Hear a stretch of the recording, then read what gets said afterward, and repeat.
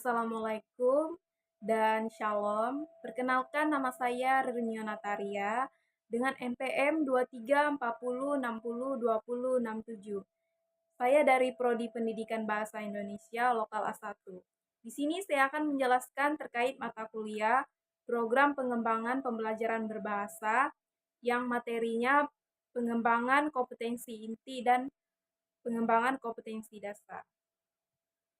Saya menjelaskan yang materi pertamanya itu tentang kompetensi inti. Jadi, kompetensi inti adalah tujuan besar atau gambaran umum dari kompetensi yang harus dicapai siswa pada setiap tingkat kelas.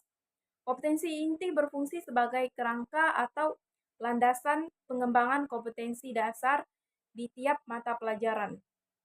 Kompetensi inti dirancang untuk mencakup 4 aspek penting dari pembelajaran, yaitu yang pertama, sikap spiritual. Sikap spiritual ini menyampaikan kesadaran dan sikap keagamaan yang baik seperti rasa bersyukur, berdoa, serta menghayati ajaran agama. Yang kedua itu sikap sosial.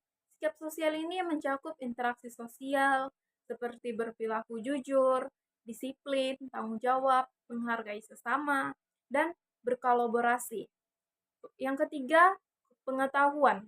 Berkaitan dengan pengetahuan faktual, konseptual, dan prosedural yang harus dikuasai siswa sesuai dengan tingkat pendidikan dan mata pelajaran. Nah, yang keempat itu keterampilan. Jadi, keterampilan ini mempelajari kemampuan siswa dalam menerapkan pengetahuan yang telah dipelajari dalam berbagai konteks nyata atau konkret, baik dalam bentuk tugas, praktik, ataupun proyek.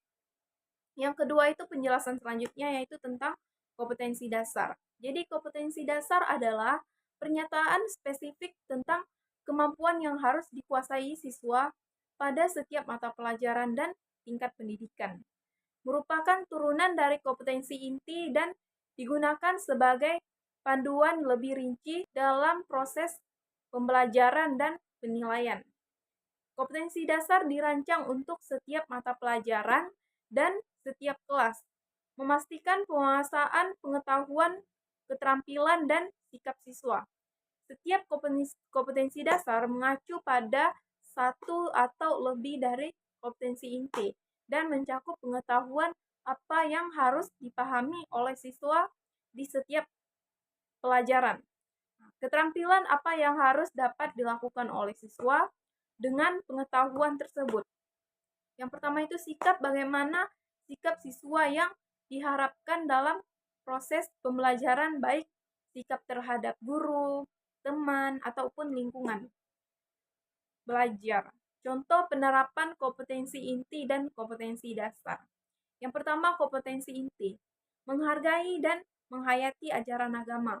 Yang kedua, kompetensi dasar, memahami pentingnya berdoa sebelum dan sesudah belajar. Kompetensi inti menunjukkan perilaku jujur dan bertanggung jawab.